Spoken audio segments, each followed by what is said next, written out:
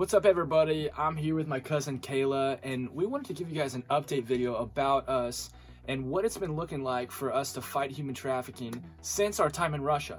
You know, as you guys know, we were there for a month in the summer of 2018, and that was an amazing trip. And there was a lot of intense things, amazing things, a lot of fruit that came from that time. However, the fight against human trafficking hasn't ended. Our fight against human trafficking hasn't ended, and we consider ourselves modern-day abolitionists in this movement. But really, our involvement in the fight looks differently for each one of us. I'm in Kansas City doing different things. She's in St. Louis and focusing on different areas. But we wanted to share with you what does it look like and what has it looked like in the last year and a half. And we want to give you some things on what is coming up. Yeah. Okay. So as Nathan mentioned, what we do in the day-to-day fighting human trafficking looks very different. So Nathan's in full-time ministry. He'll kind of talk about that. But for me, I just graduated college a few months ago, and so I've been a full-time student and haven't really been able to be in the front lines of things like Nathan has. But I've done what I can on the side of education and awareness, and that's really where my heart is. So as my senior project that I worked on this past year, I created a curriculum and a program to be implemented on college campuses, really bringing awareness and education about the commercial sex industry. And since graduating, I have actually very recently accepted a job where I'll be continuing bringing education and awareness to young people, specifically in middle schools and high schools. I'll be visiting schools and giving education curriculum about sexuality. Some of that includes stuff on sex trafficking as well as pornography. So kind of that whole arena of sexuality in our culture, which is the root issue of sex trafficking. Now, Nathan, on the other hand, is kind of doing stuff on the front line, so you can share. Well, I just want to say it is so important what Kayla is doing in the area of education, because if we can go to the root of the problem, then we won't have to deal as much with the symptoms like with the ministry that I do. So I'm in Kansas City. I'm on the streets with my team there, and we're ministering to women in prostitution who are being trafficked on the streets and in strip clubs, and doing different things kind of more on the front lines.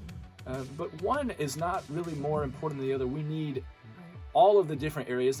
We have people on our team who are dealing with the legal side of things, trying to get laws passed in Washington, D.C., and different bills passed. And, so there's lots of different dynamics to this fight. Yeah. As abolitionists, we kind of each have our lane that we focus on in the week to week. But then there's things where we come together on bigger projects, such as some things coming up in 2020, like the Super Bowl and the Olympics. You want to share just a little bit about that? Yeah, so Exodus Cry, every year for several years, they've been doing outreach during the Super Bowl. This year it's going to be in Miami. And why do we do it around the Super Bowl? What's that about? Okay, yes, so similar to when we went to Moscow during the World Cup, anytime there is a big sporting event, there's a huge increase in demand for sex. Because pimps, traffickers are coming from all over the nation, bringing their women, because they know there's going to be a lot of demand for sex. Yeah, so we're gonna be doing some outreach during the Super Bowl, which is in Miami this year. Yes, and then also in the summer in Tokyo, Japan during the Olympics. So same thing, sporting event, lots of demand. So we're gonna be even bigger than the Super Bowl. Yeah. Yeah, so we'll take our team in the summer, spend a month there, and do lots of different things that we did while we were in Moscow, Russia. That happens every 2 years.